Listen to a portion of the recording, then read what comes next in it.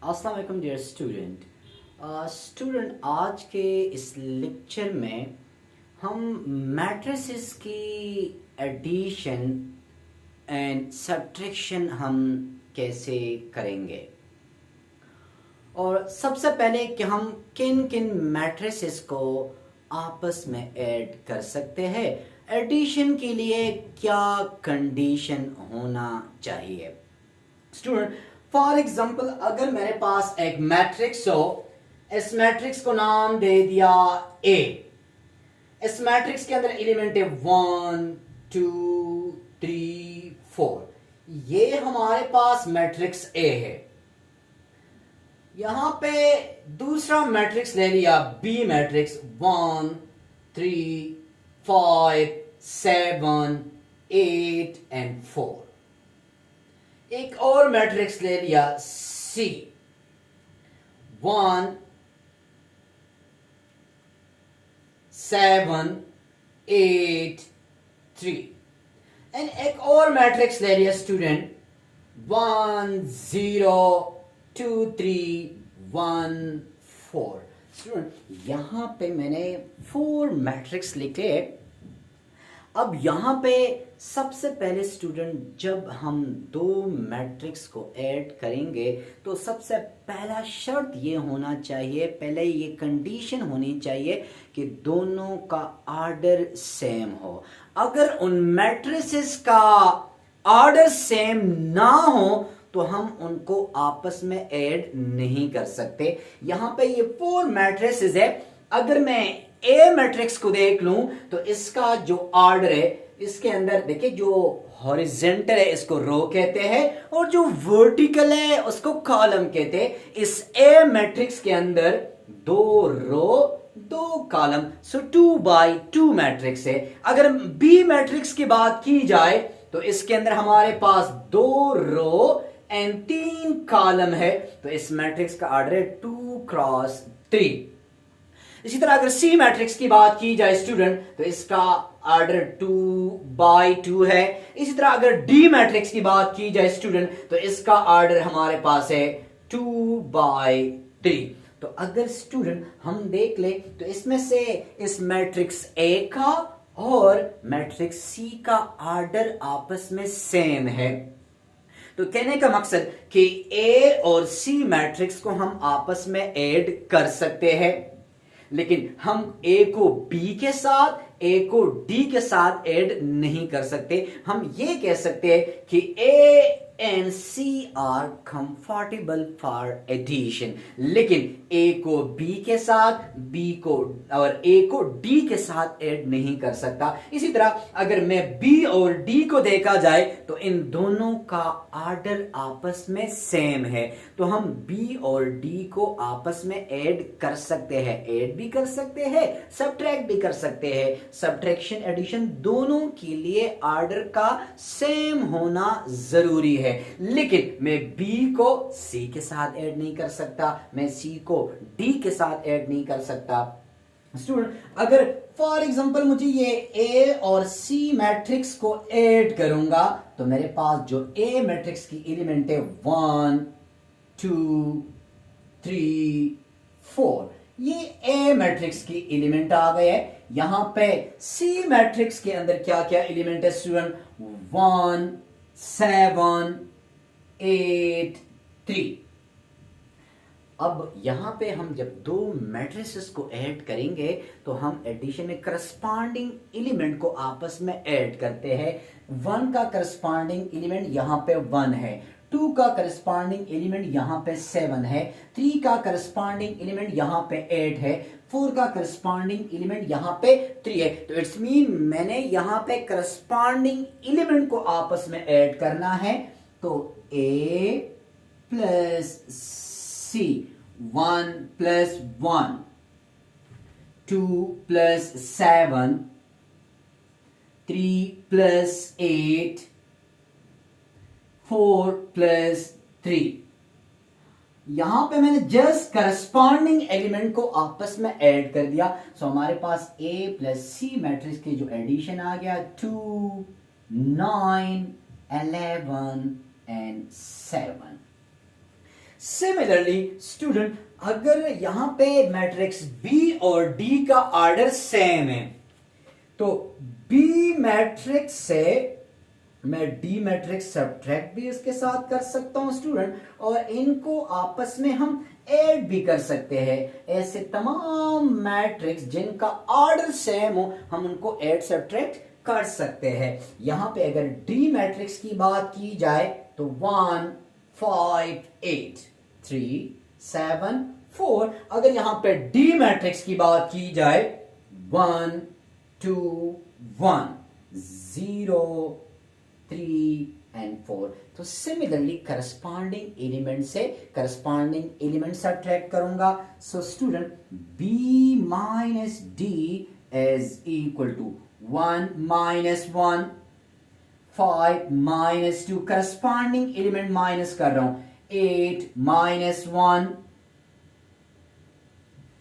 3 minus 0 7 minus 3 4 minus 4। Student यहां पे b minus d is equal to, यहां आ जाएगा स्टूडेंट 0, यहां आ जाएगा 3, यहां आ जाएगा 7, यहां पे आ जाएगा 3 एंड 7 माइनस 3 4 एंड 4 माइनस 4 0। तो इसी तरह हम b से d हमने सब्ट्रैक्ट कर दिया। क्यों? क्योंकि इन दोनों का ऑर्डर सेम था। अगर ये ऑर्डर सेम ना होता तो हम इनको ना ऐड कर सकते हैं ना सब्ट्रैक्ट कर सकते हैं। स्टूडेंट हम यहाँ पे मैट्रिसेस के बारे में पढ़ रहे हैं, लेकिन यहाँ पे जो मैट्रिसेस के अंदर जो एलिमेंट हमने लिखे सारे के सारे यहाँ पे मैंने रियल नंबर लिखे हैं।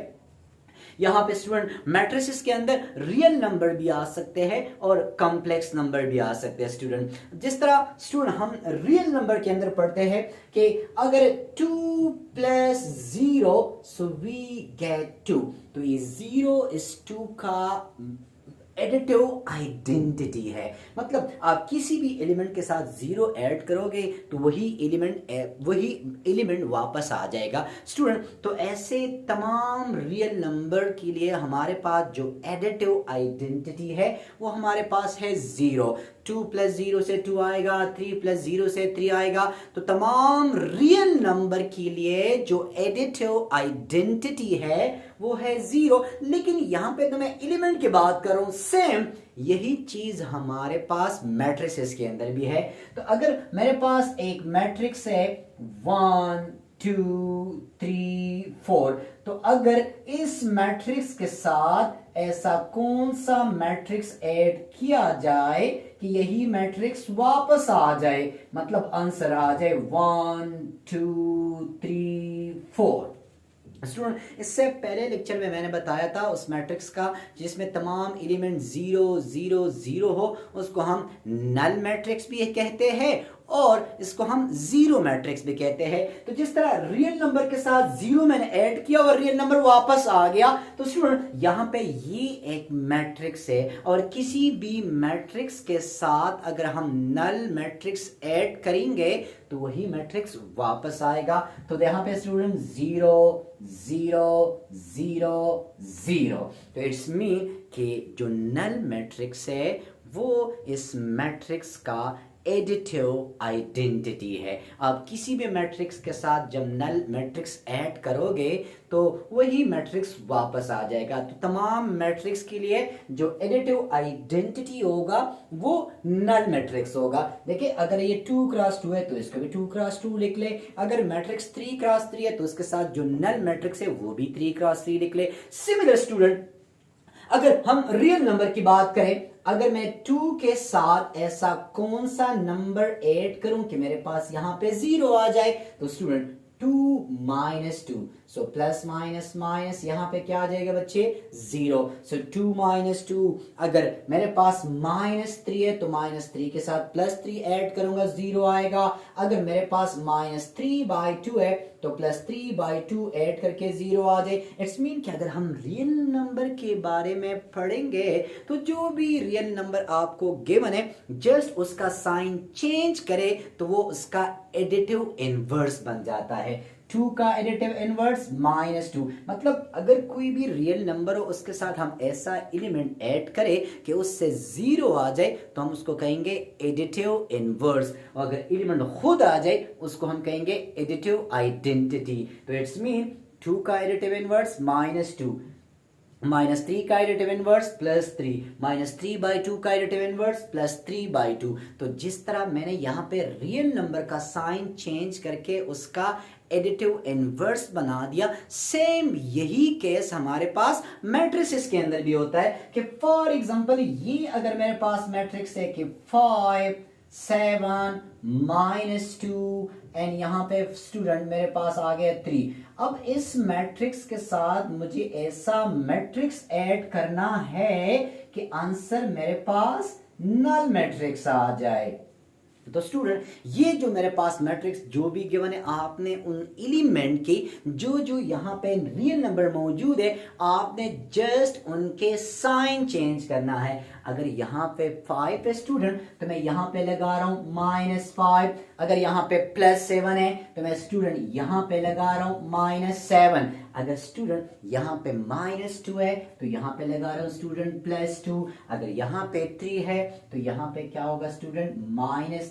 So 5 - 5 we get 0, 7 - 7 we get 0, similarly -2 + 2 we get 0 and 3 - 3 we get 0। तो हम इसको कहते हैं स्टूडेंट एडिटिव, हम इसको कहते हैं स्टूडेंट एडिटिव इनवर्स, और इस नल मैट्रिक्स को हम कहते हैं स्टूडेंट एडिटिव आइडेंटिटी मैट्रिक्स। इसको क्या कहेंगे बच्चे? इस नल मैट्रिक्स को एडिटिव आइडेंटिटी मैट्रिक्स, और इस तरह के मैट्रिक्स को हम कहेंगे स्टूडेंट एडिटिव इनवर्स। चाहे जो भी मैट्रिक्स हो आपने जस्ट उसके साइन चेंज करने हैं। अगर एलिमेंट के साथ +5 है तो दूसरा मैट्रिक्स ऐसा बनाए कि उनके साथ अगर प्लस है तो उसके साथ माइनस लगाए। तो आज की लेक्चर में additive identity of a matrix, मतलब जितने भी नल मैट्रिक्स होंगे उसका लिए इसके लिए जो एडिटिव आइडेंटिटी मैट्रिक्स होगा वो नल मैट्रिक्स होगा, और जितनी भी मैट्रिक्स है उसके लिए एडिटिव इनवर्स क्या होगा,